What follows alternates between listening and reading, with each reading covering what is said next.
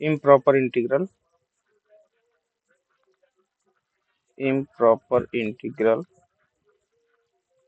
Of first kind, है ना। First kind देख रहे थे, है ना। इम्प्रॉपर इंटीग्रल फर्स्ट काइंड में क्या होता है, इसका जो रेंज होता है वो इनफाइनाइट होता है, और जो इंटीग्रांड होता है, जो फंक्शन वैल्यू होता है उसका, वो आपका बाउंडेड होता है ना। और उसी को हम फर्स्ट काइंड का इम्प्रॉपर इंटीग्रल कहते हैं। और उसी को यदि इंटरचेंज कर दें तो क्या हो जाता है, वो हमारा सेकंड काइंड का हो जाता है। रेंज जो है फाइनाइट होगा, और फंक्शन जो होगा जिसको हम इंटीग्रेट करते हैं वो क्या हो जाता है, अनबाउंडेड होता जाता है, किसी भी एक पॉइंट पे, कम से कम एक पॉइंट पे। चलिए, तो इसी में हम देख रहे थे कि जो फर्स्ट काइंड का जो हमारा इम्प्रॉपर इंटीग्रल है वो कैसे कन्वर्जेंट होता है और डाइवर्जेंट होता है, इस पे हम चर्चा किए थे, और उसमें कुछ एग्जांपल दिए थे, है ना। जैसे कि हमारा a to infinite f of x D x, ये फर्स्ट काइंड का हमारा इम्प्रॉपर इंटीग्रल है, जिसमें जो अपर लिमिट है वो इनफाइनाइट है, तो रेंज इनफाइनाइट हो गया। तो इसको चेक करने के लिए कि डाइवर्जेंट है कि कन्वर्जेंट है, इसको चेक करने के लिए हमने क्या देखा था कि यदि इसकी वैल्यू फाइनाइट आ जाती है तो हम कहते हैं कि गिवन जो इम्प्रॉपर इंटीग्रल है वो आपका कन्वर्जेंट हो जाएगा, फाइनाइट और यूनिक वैल्यू, है ना, फाइनाइट प्लस यूनिक वैल्यू। और यदि ये प्लस इनफाइनाइट या फिर माइनस इनफाइनाइट हो जाता है तो उस केस में ये जो हमारा इम्प्रॉपर इंटीग्रल होगा जो कि फर्स्ट काइंड का है, ये डाइवर्जेंट हो जाता है। इतनी चीजें, बेसिक चीजें हम देखे थे। अब इसी में हम आगे बढ़ते हैं, तो इम्प्रॉपर इंटीग्रल के जो कि हम फर्स्ट काइंड पढ़ रहे हैं इसमें, उसके लिए हम देख रहे हैं कंपैरिजन टेस्ट। तो कंपैरिजन टेस्ट क्या कहता है कि हमारे पास सपोज ले एफ एक्स और फाई एक्स दो फंक्शन है, और दोनों क्या है, बाउंडेड और इंटीग्रेबल है। दोनों बाउंडेड एंड इंटीग्रेबल है in the interval A to infinite, है ना। और कैसा वाला लेके चल रहे हैं हम यहाँ पे टेस्ट कर रहे हैं a to infinite f of x D x, इसका हम टेस्ट कर रहे हैं। ध्यान दो, ये हमारा एक क्या इम्प्रॉपर इंटीग्रल है जो कि फर्स्ट काइंड का है ना, तो इसका हम टेस्ट कर रहे हैं। यहाँ पे चाहो तो आप लिख सकते हो टेस्ट ऑफ दिस इंटरवल, क्या इम्प्रॉपर इंटीग्रल, इस टाइप के फंक्शन का हम टेस्ट कर रहे हैं यहाँ पे इंटीग्रल का। और also let F X be positive and phi X is less than or equal to F X. ध्यान देंगे यहाँ पे, इस कंडीशन को विशेष ध्यान देना है। When X is greater than or equal to A, then ध्यान देना क्या होने वाला है यहाँ पे, ये सबसे मोस्ट इंपॉर्टेंट केस है। ध्यान देना यहाँ पे कि किसको हम क्या कह रहे हैं, ध्यान देना। अब देखिए पहला केस क्या हो जाएगा इसमें, if integration a to infinite F x D x is convergent, तो ये इंप्लाइज करेगा a to infinite phi x D x is also convergent, है ना। इसको सीरीज के रूप में भी थोड़ा सा हम समझने का प्रयास करेंगे, पहले हम लिख लेते हैं। एंड सेकेंड नंबर, इफ, ध्यान देंगे इसमें, if phi X is greater than or equal to F X. ध्यान देंगे हम यहाँ पे क्या किए थे, ये इसके लिए था, समझना इसको। ये जो हम लेके चले पहला वाला केस, कि यदि एफ एक्स जी एक्स क्या हो जाता है, कन्वर्जेंट हो जाता है ए टू इनफाइनाइट इंटरवल में, तो इसके अकॉर्डिंग फाई एक्स भी क्या हो जाएगा, कन्वर्जेंट हो जाएगा। यदि कौन सा कंडीशन वो होल्ड करता है, modulus of phi X is less than or equal to F of X, है ना। इसको थोड़ा सा सीरीज के टर्म में भी समझेंगे। उसके बाद नेक्स्ट में कहता है कि यदि phi x greater than or equal to हो जाता है फंक्शन एफ एक्स से, for all x is greater than a, x is greater than a के लिए, greater than or equal to a के लिए यहाँ पे हम चेक कर रहे हैं, ये क्या होगा। एंड यदि हमारा एफ एक्स डी एक्स जो कि ए टू इनफाइनाइट आपका इंटीग्रेशन है, ये क्या हो जाता है, इज डाइवर्जेंट। तो ये इंप्लाइज करेगा a to infinite phi x भी क्या हो जाएगा, D x is also divergent. ध्यान देंगे यहाँ पे जो हम दो शर्त लेके चल रहे हैं ना, उस पर आपको विशेष ध्यान देना है, इन दोनों चीजों पे, और ऑटोमेटिक ये क्लियर हो जाएगा। यहाँ पे कहता है कि ये जो हमको किसको चेक करना है, फाई एक्स को चेक करना है कि ये आपका डाइवर्जेंट है या कन्वर्जेंट है। तो इसके लिए हम एक नया फंक्शन क्या तैयार करते हैं, एफ ऑफ एक्स तैयार करते हैं, जो कि फाई एक्स से less than or equal to है ना, उससे क्या है, छोटा है। कौन सा, इसकी मॉडुलस वैल्यू। तो उस केस में यदि एफ एक्स कन्वर्जेंट हो जाता है तो फाई एक्स भी क्या हो जाएगा, कन्वर्जेंट हो जाएगा। और यदि modulus of phi x greater than or equal to है, एफ एक्स से बड़ी है, तो उस केस में यदि एफ एक्स आपका डाइवर्जेंट है तो फाई एक्स भी क्या हो जाएगा, डाइवर्जेंट हो जाएगा। अब ध्यान देंगे सीरीज में हम ऐसा ही कुछ हम पढ़े थे, उसको ध्यान से समझना कि सीरीज में हम क्या लिए थे, यहाँ पे कुछ ना कुछ ऐसा टर्म है ना, और इसके करस्पॉन्डिंग हम क्या ले लेते हैं, इससे एक बड़ा सीरीज हम ले लेते हैं। ध्यान दो, इससे क्या करते हैं, हम एक बड़ा सीरीज ले लेते हैं।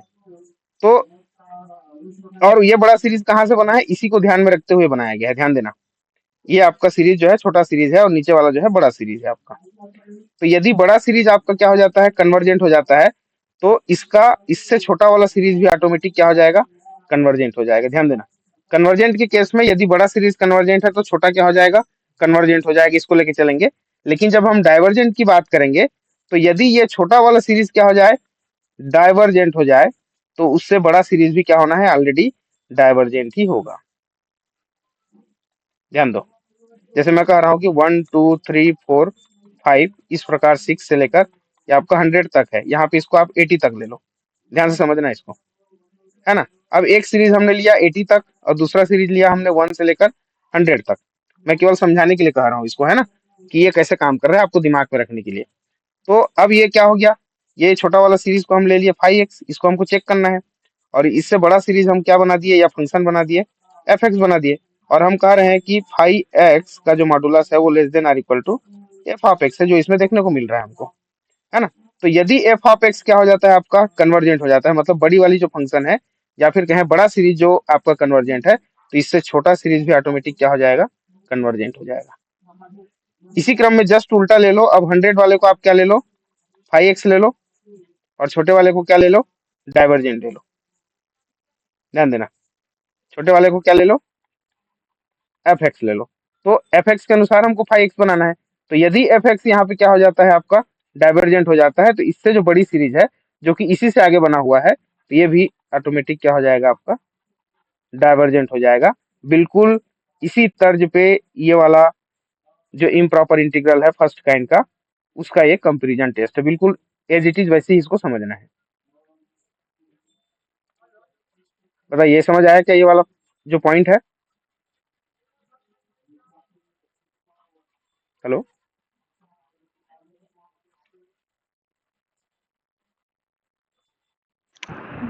जी सर। चलिए अब हम इसमें क्वेश्चन देखते हैं। और एक और चीज इसमें जो समझने वाली बात है कि हम एफ एक्स कैसे डिवाइड, फाई एक्स कैसे लेंगे, एफ एक्स कैसे लेंगे, है ना, उसके लिए भी आपको हम बता देंगे आगे कैसे इसको आप डिसाइड करोगे, है ना। तो देख लो एग्जाम्पल के रूप में, पहला एग्जाम्पल इसमें, फर्स्ट एग्जाम्पल है हमारे पास, test the convergence of, test the convergence of A to infinite,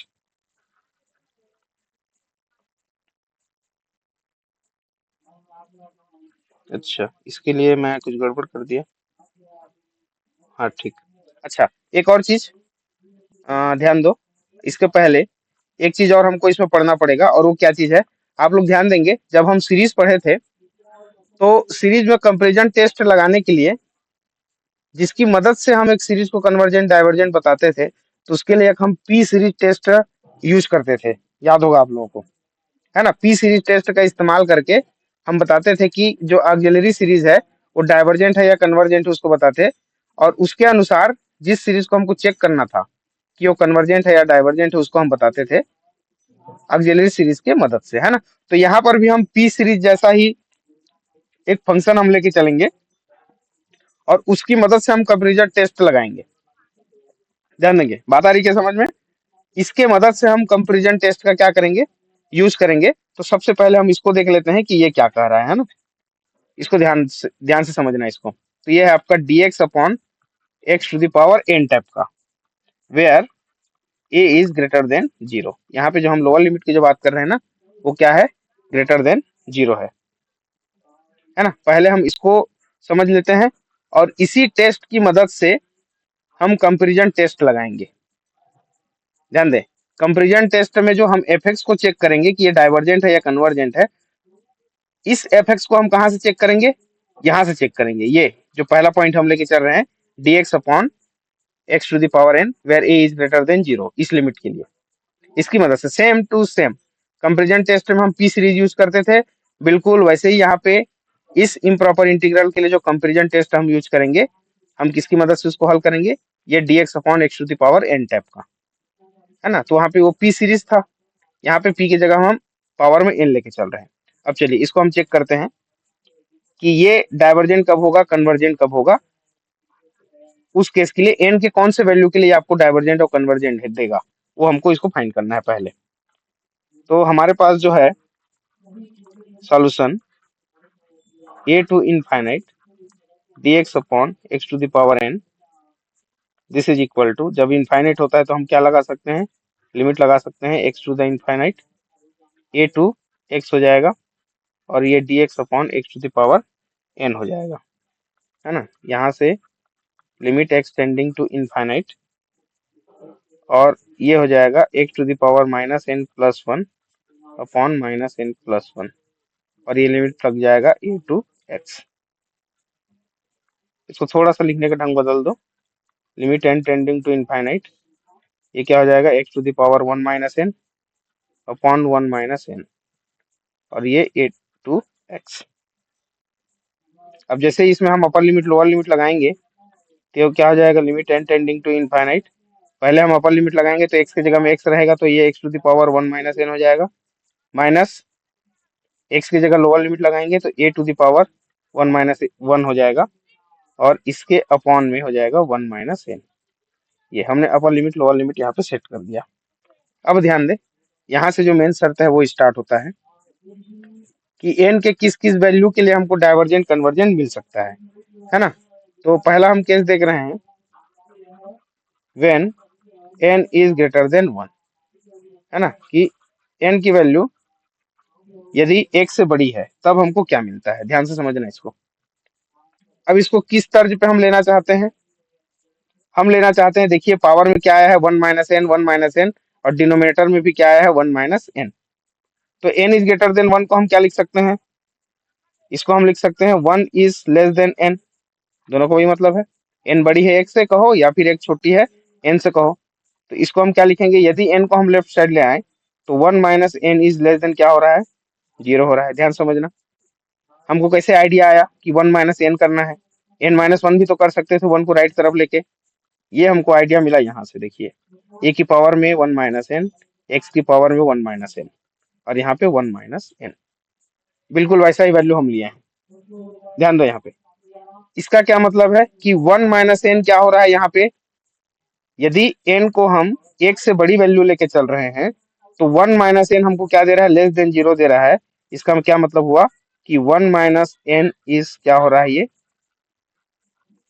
negative value दे रहा है। ध्यान से समझो, क्या हो रहा है, ये नेगेटिव वैल्यू दे रहा है। लेस देन 0 का मतलब क्या है कि 1 माइनस एन क्या हो गया, नेगेटिव हो गया।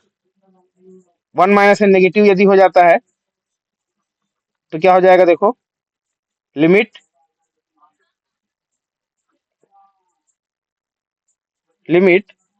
x टेंडिंग टू, यदि हम इनफाइनाइट करते हैं, और ध्यान दो हमारा x इनफाइनाइट की ओर जा रहा है, तो यहाँ पे जो पहला टर्म है आपका x to the power 1 minus N, इसके अलावा बाकी सारे टर्म क्या मिलेंगे, हमको फाइनाइट मिलेंगे। यही एक वैल्यू है जहां पे हम x की जगह में इनफाइनाइट रख सकते हैं तो हम इसी को चेक करके देखते हैं कि हमको क्या मिलता है यहाँ पे, है ना। तो हम क्या कर रहे हैं, x to the power 1 minus n कर रहे हैं। अब देखो 1 माइनस ए क्या है, लेस देन 0 है, मतलब नेगेटिव है। ध्यान से समझना, क्या वैल्यू है ये, नेगेटिव वैल्यू है। तो ये आपका limit x tending to infinite, और ये x की जगह में ये क्या हो गया आपका, नेगेटिव हो गया। 1 माइनस एन क्या हो गया, नेगेटिव हो गया। ध्यान देना, कोई भी पावर हो सकता है। तो limit x tends to infinite करूंगा तो इसको पॉजिटिव बनाने के लिए 1 अपॉन एक्स पॉजिटिव करेंगे ऐसा। ध्यान देना इसको, 1 upon x to the power मैं पॉजिटिव किया और x की वैल्यू इनफाइनाइट पुट कर दिया। तो 1 upon infinite to the power कोई भी पॉजिटिव वैल्यू हो गया, तो इनफाइनाइट का पावर आप कितने भी बार करो आपको इनफाइनाइट ही मिलेगा। और 1 अपॉन इनफाइनाइट आपको क्या दे देगा, ये 0 दे देगा। और 0 क्या है, एक फाइनाइट वैल्यू है और यूनिक वैल्यू है, फाइनाइट एंड यूनिक वैल्यू। तो यदि n की वैल्यू ग्रेटर देन 1 है तो उस केस में हमको फाइनाइट वैल्यू मिल रहा है, किसके लिए, a to infinite dx upon x to the power n के लिए। ध्यान दो भाई, यहाँ पे देखो इस स्थिति में आपको क्या मिल रहा है,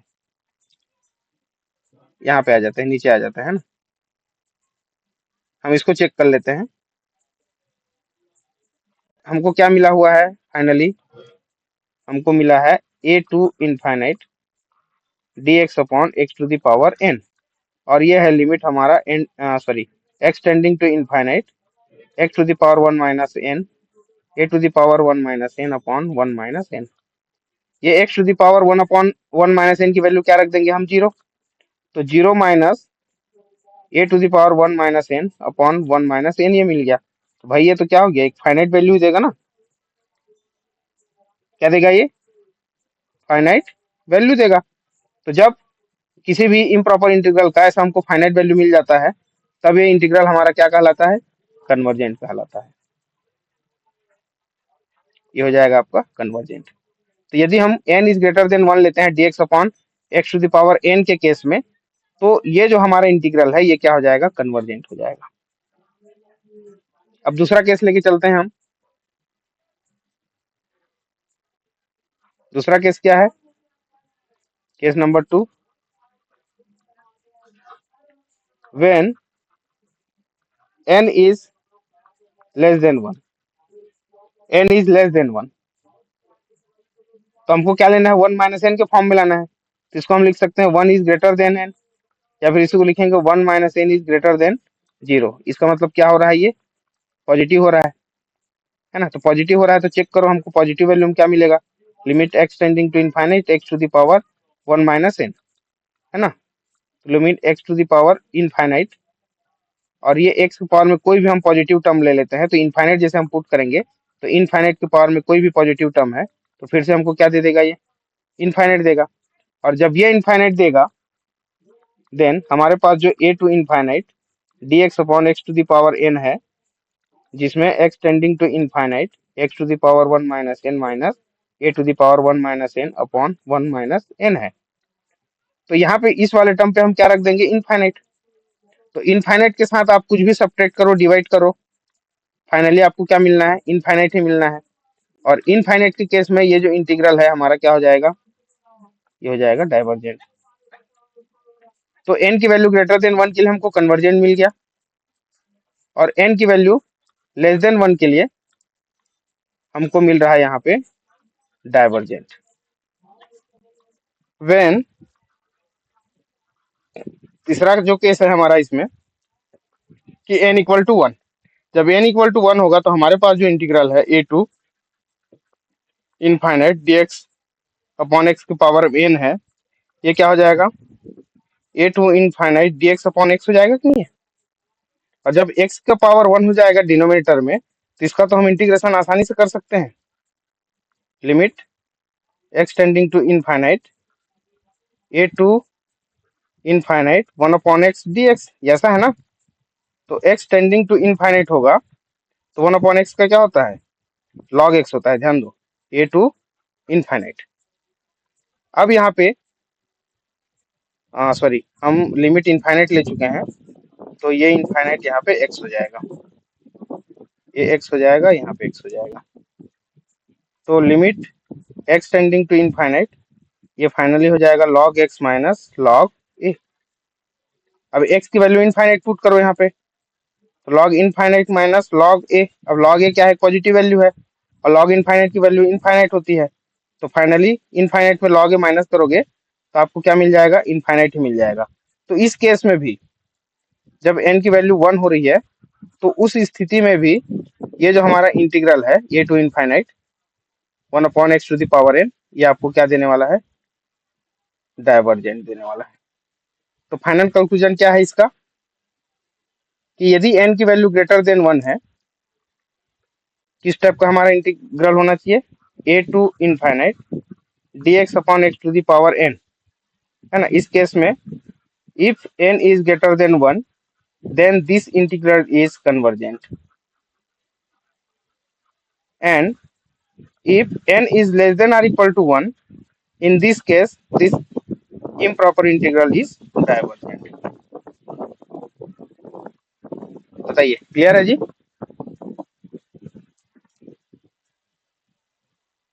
hello,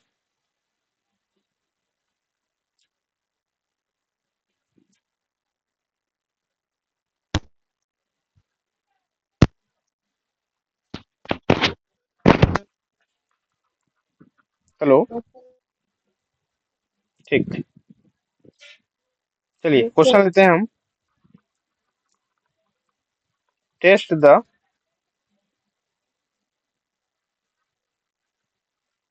convergence of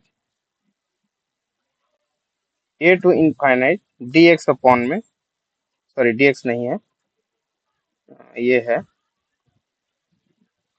cos x upon में 1 प्लस x²।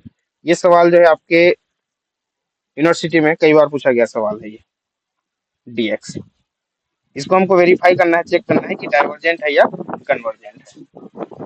ध्यान दो, तो यहाँ पे हम क्या करते हैं, सिंस फाई एक्स जो है हमारा वो क्या है, वो है cos x अपॉन में 1 plus x², and F x हम क्या लेना पड़ेगा, ध्यान देना। क्या क्या केस लिए थे हम, दो केस लिए थे। पहला, एक तो modulus of phi X is less than or equal to F X, तो एफ एक्स यदि कन्वर्जेंट हो जाता है तो फाई एक्स आपका कन्वर्जेंट हो जाएगा। दूसरा नंबर लिए थे हम, modulus of phi X is greater than or equal to F of X. यहाँ पे एफ ऑफ एक्स यदि क्या हो जाता है, डाइवर्जेंट, तो उससे जो बड़ी वाली जो फंक्शन होगी वो भी क्या हो जाएगा, डाइवर्जेंट होगा। ये हम कंपेरिजन टेस्ट लेके चले थे, है ना। पहले में डाइवर्जेंट, यदि एफ एक्स डाइवर्जेंट है तो यहाँ पे एफ एक्स सॉरी कन्वर्जेंट, और यदि एफ एक्स यहाँ पे डाइवर्जेंट है दूसरे केस में तो फाई एक्स भी डाइवर्जेंट हो जाएगा, है ना। मतलब छोटा फंक्शन यदि आपका डाइवर्जेंट है तो उससे बड़ा फंक्शन डाइवर्जेंट हो जाएगा, और बड़ा फंक्शन यदि कन्वर्जेंट है तो उससे छोटा फंक्शन कन्वर्जेंट हो जाएगा। ये वाला हमको चेक करना है। तो यहाँ पे देखिए हम कौन सा फंक्शन बना सकते हैं इस फाई एक्स की मदद से, इस चीज को समझना है। तो cos x upon 1 plus x² से यदि हम एफ एक्स को क्या डिसाइड करें, 1 प्लस x², ध्यान देना 1 प्लस x² डिसाइड करते हैं। इस स्थिति में एफ एक्स हमको क्या देने वाला है, देखो। सो यहां से हो जाएगा cos x upon 1 plus x² का जो मॉडुलस है वो always less than or equal to 1/1 plus x² होगा। देख लो 1/1 प्लस x² होगा। कैसे होगा, क्योंकि यहाँ पे आप देख पा रहे हैं सिंस जो cos x की वैल्यू होती है वो less than or equal to 1 होती है, ये तो आप सभी जानते हैं, है ना। cos x जो है -1 और +1 के बीच में लाई करता है, मॉडुलस ऑफ cos x, है ना। ये 1 और -1 के बीच में लाई करता है, और ये less than or equal to 1 है, तो इसका मॉडुलस यदि आप ले रहे हो तो यहाँ पे देखिए न्यूमिनेटर में cos x क्या हो गया, गायब हो गया। यदि cos x को हम यहाँ से रिमूव कर देते हैं और केवल फंक्शन बना देते हैं 1/1 प्लस x² का, तो ये जो फंक्शन है हमेशा उससे क्या होगी, बड़ी या फिर इक्वल होगी।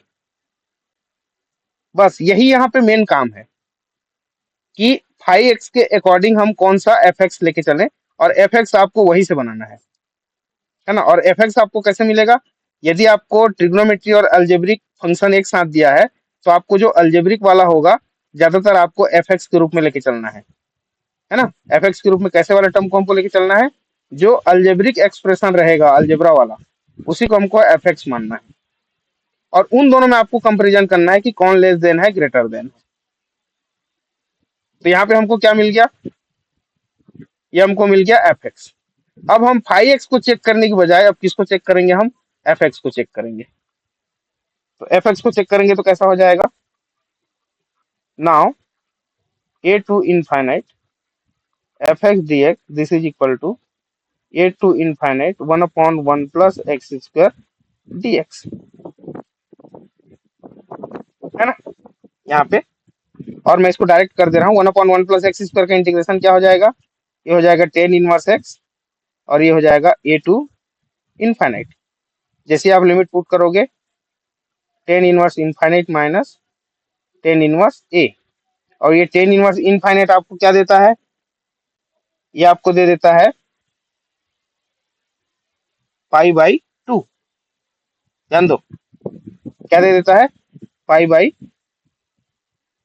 अच्छा ये क्या था, जीरो से था ना हमारा, मैं क्वेश्चन को गड़बड़ कर दिया क्या, लिमिट हमारा ये नहीं है, ये जीरो है ना, जीरो टू इनफाइनाइट है।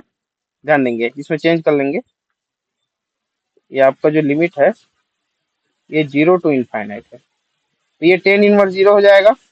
तो टेन इनवर्स इनफाइनाइट आपको दे देगा pi by two, minus tan inverse zero आपको दे देगा जीरो। फाइनली आपको क्या मिल जाएगा, पाई बाई टू मिल जाएगा।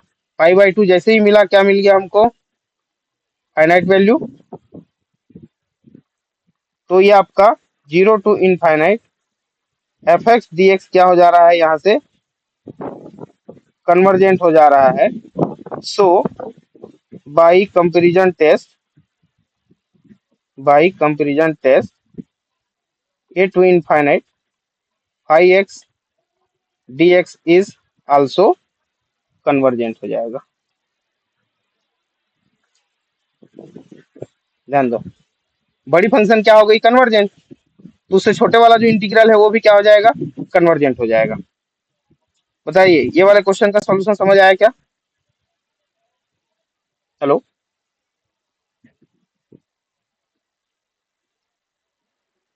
जी सर। हाँ बोलिए। ये फाइव तो वहाँ पे जीरो से इंफिनाइट तक जा रहा है ना। हाँ, लिमिट आपका सेम, अच्छा ए लिख दिया क्या लास्ट में, सॉरी, अरे ये जो शुरुआत में हम थ्योरी जो लेके चले थे ना, उसी के वजह से ना ये थोड़ा सा वो हो गया है, ये जीरो है ना, zero to infinite limit will be same always. जो आप फाइव एक्स लिए हो उसका लिमिट, और जो इसके लिए आप कोई आर्बिट्रेरी फंक्शन जो बनाओगे, सॉरी ऑक्सिलरी जो फंक्शन बनाओगे नया इंटीग्रल बनाने के लिए, कंपेरिजन टेस्ट लगाने के लिए, उसका लिमिट भी क्या होंगे, दोनों सेम होंगे, है ना। मान लिया मैं बाई मिस्टेक से कहीं पे ऐसा कंपेरिजन टेस्ट लगाते हुए ए की जगह बी कहीं कुछ कर दिया, तो आपको समझना है कि वहां पे लिमिट जो है सेम होना है आपका। ठीक है जी, ये क्लियर हो गया। Yes sir. चलिए इसी कंपेरिजन टेस्ट में एक और क्वेश्चन करते हैं, question number two. Question number two क्या कहता है, test the convergency of A to infinite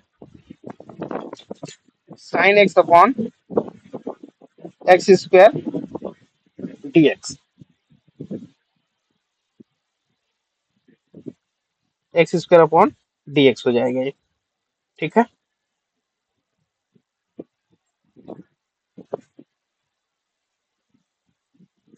ठीक, लेट पूरा जो फंक्शन होगा, जो इंटीग्रांड जो होगा, वो पूरा को हमको क्या ले लेना है, फाइव एक्स ले लेना है। देन एंड एफ एक्स क्या हो जाएगा, ये जो ट्रिग्नोमेट्रिक फंक्शन उसको हटा दो, तो ये वन अपॉन एक्स स्क्वायर हो गया। आल्सो यहाँ से आप चेक कर सकते हैं, है ना, एफ एक्स कैसे निकालेंगे ये समझ आ गया होगा आपको। आल्सो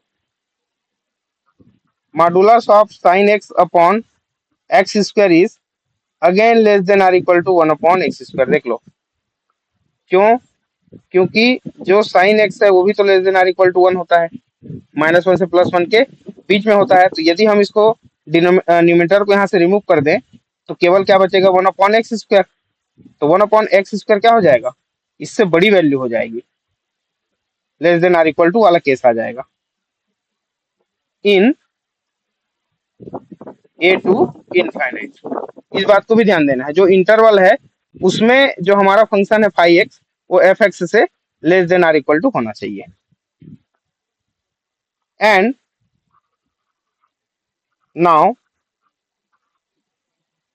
0 टू इनफाइनाइट, ये 0 है ना, 0 to infinite 1/x² dx is convergent. देख लो क्या है कन्वर्जेंट, क्यों कन्वर्ज है, क्योंकि n इक्वल टू क्या है 2 विच इज ग्रेटर देन 1। क्योंकि सीरीज रहता तो पी सीरीज टेस्ट लिख देते, है ना, तो इसका तो स्पेशली कोई नाम नहीं है। तो यहाँ पे जो हमको नया इंटीग्रल मिला है 1/x² के फॉर्म में, तो ये x² हो गया और ये n की वैल्यू क्या हो रही है 2 विच इज ग्रेटर देन 1, तो 1 से बड़ी है। तो ये जो इंटीग्रल है 0 टू इनफाइनाइट ये हमेशा क्या होगा, कन्वर्जेंट होगा। तो यदि ये कन्वर्जेंट हो रहा है, so by comparison test 0 to infinite sin x/x² dx is also convergent।